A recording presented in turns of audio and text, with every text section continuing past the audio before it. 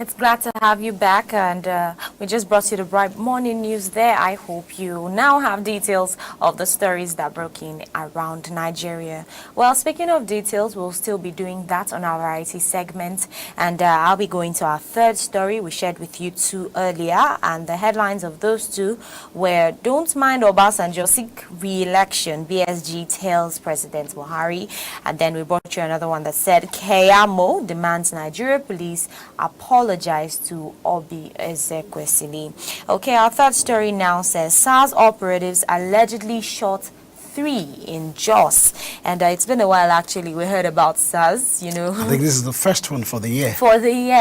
Unlike last year where they were just trending over and over on our news. Well, just to bring us the details, operatives of the Police Special Anti-Robbery Squad SARS opened fire on a beer joint in Zawang community, Jos Plateau State, on Monday, January 22, shooting 3 people. The shooting, according to eyewitnesses, followed an attempt by the operatives to arrest a group of youths whom the police described as hoodlums in a drinking bar that night. And it was also gathered that the 3 casualties are Dung Cholom, 45, Dung Chung, 42, and Henry Anthony Dokotri, who is 60, aka 16. Japhet Nadi, the owner of the beer joint, said the operatives fired randomly when he tried to ask them what their mission was.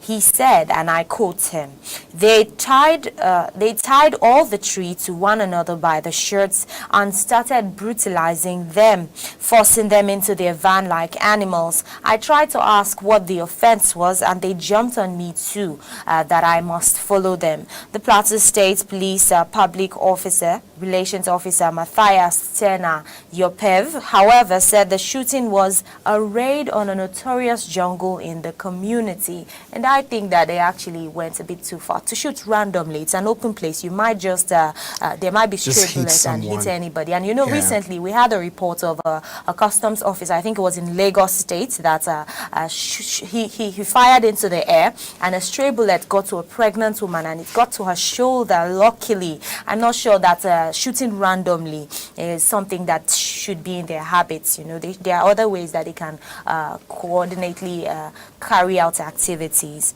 Well, 3 of them were actually shot.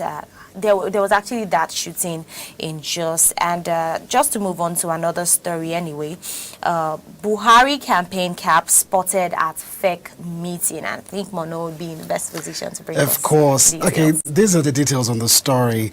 We've been talking about, a lot of people have been instigating and, pushing him like, come on, come back to power. Some people are saying, well, don't come back to power. Well, but the headline reads, Buhari campaign cap spotted at the fake meeting. So let's get the details. Hours after former President Obasanjo wrote a letter advising President Muhammadu Buhari not to contest in 2019, a campaign face cap falling off the president's continuity was used at the weekly Federal Executive Council meeting. And the face cap with the inscription Continuity 19, Muhammadu Buhari / Osibanjo, was said to have been sponsored and produced by one Adebayo Shitu, the Southwest Coordinator and Minister of Communication. And that's his picture right there on your screen. It was reported that the caps were handed to the officer of the Cabinet Office at the council chamber to distribute to the ministers in attendance. And it was also gathered that Shitu is aspiring to contest the governorship election, and that's in Oyo State, on the platform of the All Progressive Congress APC. The minister was also spotted putting on his own cap. That is him wearing the cap, and you can see the inscription on the cap. Okay, of course, it was previously reported that Senator Shehu Sani, representing Kaduna Central, warned Nigerians, especially members of the ruling APC, against demonizing Obasanjo's letter to President Buhari. And Senator Sani, who said that People were rejoicing when Obasanjo fired missiles at the National Assembly and called its members and unarmed robbers, wondered why some APC members are no longer at ease at the former president who wrote the warning letter to Aso. Campaign caps actually is the main thing here now. That's just what I can grab out of all of this. Isn't it too early? You know, when I saw the headline, I knew it definitely had nothing to do with Buhari. Is it just someone who is, continuing the whole campaign for him? Well, we'll be moving on to another interesting story here. And, over the past week, we actually had people reacting to comments made by Donald Trump. And they said that, President Donald Trump, and that shithole comments got so many people aggravated. And we have something different. We have something from another angle. This is another president who is professing. Okay, let me not use the word professing here. But he says that he actually likes Donald Trump. Let me bring us the details. President Museveni of Uganda declares love for Trump, and I'm coming, this will take a while. Okay, he expresses his support for the shithole comments, and Museveni, who is the longest serving president in Africa, said this during the opening of the East African Legislative Assembly in the Ugandan capital of Kampala. And it was gathered that Museveni's defense of the U.S. president came just hours after the U.S. ambassador to Uganda, Deborah Malak, criticized Mr. Trump. Malak said Trump's comments were obviously quite disturbing and upsetting. President Donald Trump was accused of referring to African nations as shithole countries during an immigration meeting. However, Trump has denied making the remarks, but U.S. senators who attended the meeting said he indeed made such remark. And now we're talking of Museveni's comments, and they are contrary to the reaction of many leaders who have condemned Trump's language. Meanwhile, it was previously reported that President Donald Trump on Thursday, January 11, referred to Haiti and African nations as shithole countries. That's if you didn't know that. And during a meeting with a group of senators at the White House, Trump reportedly asked the lawmakers why we are having all these people from shithole countries come here. Reacting to racist comments allegedly made by the American president, journalists and dignitaries came out to condemn the statement. And this morning we now have a Ugandan president who declares his love for Trump. I say, okay.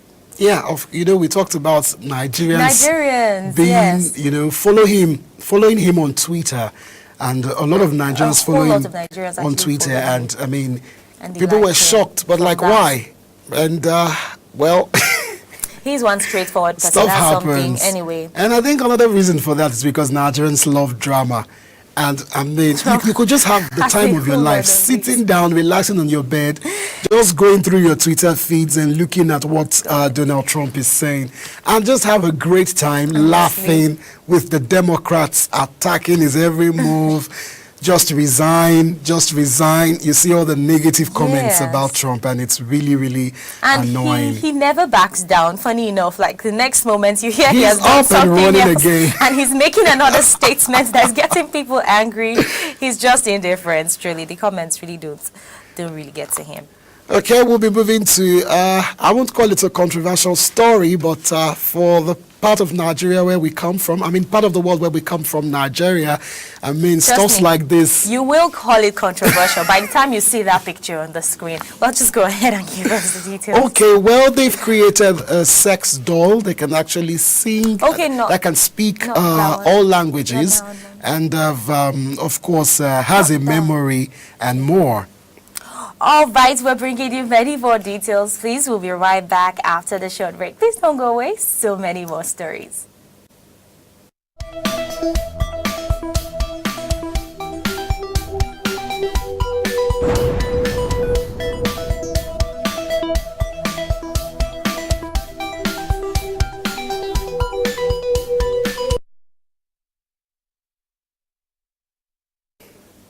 All right, glad to have you back. And that was actually a picture of a doll which has been created by a company. And I think you should check it online for more details. It's a very disturbing story there. Okay, we'll be taking another story here. And this one says, controversial Tanzanian prophet Nabi Tito arrested for blackmail and indecent exposure. And controversial self-acclaimed Tanzanian prophet, his name is Nabi Tito, who owns a church dubbed Drunkard's Church, is currently behind bars as he has been arrested for blackmailing his followers using the Bible. And the prophet, who usually preaches after taking so much alcohol, has no specific location for his church as he moves around in bars and streets preaching the word to fellow drunkards at a fee. That's a picture of him there with white garments. And according to the Dodoma police, Tito has been sharing videos on social media encouraging his members to drink alcohol and sleep with their house helps. That is very disturbing. And I think at this point, Nigerians really need to, in fact, people around the world just need to be careful the kind of churches they attend. Even if it's a friend who just invites you, you never know what might be said that would make you keep coming back or something. And you know, when you talk about religious matters like this, we have the good books, we have the Holy Quran, we have the Holy Bible, and these books are quite clear on what should be done and what should not be done. So when you just religiously follow somebody and not really check the scriptures or check the Quran for the details for yourself, at the end of the day you just become someone who is just misled, because I mean, you can read, you can write, you can see things for yourself. Yes. And at a point you just tell yourself, okay, I don't think I understand much about this, but from the little I can gather from the foundation of what we are talking about, whether you being a Christian or you belonging to a particular religion, you can know for certain for yourself if this is something that is right or if it is something that is wrong. Don't just go with the flow and, Yes. let's just go with the flow. And religion generally has to do with your personal conviction. That's why you shouldn't even rely on anybody. You know, some people feel, okay, if my pastor is doing this, I too can do this. I mean, it It's just really reminds me, sorry to cut you in there, it reminds me of this Bible, the scripture that says, study to show thyself approved, a workman that needed not to be ashamed, rightly dividing the word of truth. Preach on, You understand? Pastor. So that's what the Holy Okay. Bible says. Study Yes. for yourself. That means you're not supposed to be Personal approved thing. by another person. Yes. What you study for yourself will make you approved. I mean, it will show that you are approved. So getting approval from some prophet or something like that, you know, I mean, sometimes it's good, but sometimes there's a balance to it. And when that balance is not there, like the one we just saw from the story Yes, you just read especially to when- us, yes. I mean, drinking and sleeping with house I'm helps. sure even a 10-year-old knows that some That's of those scary. things are just wrong. Yeah. Talk more of an adult, yeah. You know, and there are photos of him actually kissing two women and made rounds on social media and annoyed quite a number of Tanzanians who called him out for his illicit behaviors and prompted action from the police. Like, if you must do these things, why call yourself a prophet? Please, there's no prophet that we know has made it in this life that actually went about things this way. Well, that's actually in Tanzania, not in Nigeria. Nigeria, of Okay, course. I think we have one more story here. But our time will not permit us to take that right now. But we can just mention it. Okay, our story 7 that says, I don't think Nigerians can endure another 4 years of this hardship. And that is coming in from Yul Edochie. He advises President Buhari not to run for second term. Oh no, okay, so we have so many people asking President Buhari not to run for second term. And to think that Yul Edochie once said that he would run for presidency and he is sure he will win if he does. You remember the story? Of course, you know, when people talk about contesting for a particular position, we're almost out of time, but I've got to say this. It's very important you say what it is you bring to the table, than rather discredit another person. And I hope Nigerians will probably take a cue from what I just said, because don't just look at someone that's trying to pull someone down. You know, when you're electing a candidate, look at what he says he can do, and check his backlog of works, with whether he's worked for a private firm or worked with a government official. And when you're able to balance that, I think you'll be able to know the candidates to vote for, not just voting a candidate who discredits another candidate. I mean, that's a minus from me. But we're so sorry we have to go right now. Thanks for watching the Bright Morning Show. My name is Mono Balagbubu. And I am Dorcon Remden, and there's actually a video of this, you're talking, so we will end with that video right after this. So do have a lovely day.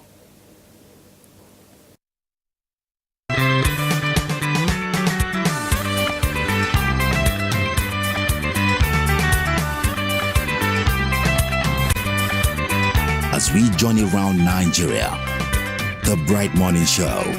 Start your day the right way.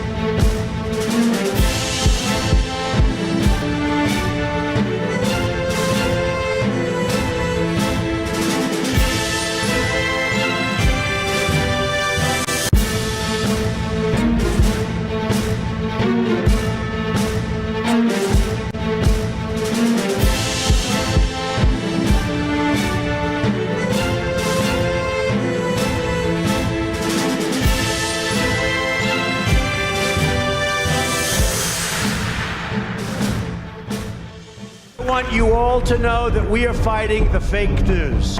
From the White House to weather disasters. On the ground, worked away. Here in Los Angeles. Even on the battlefields.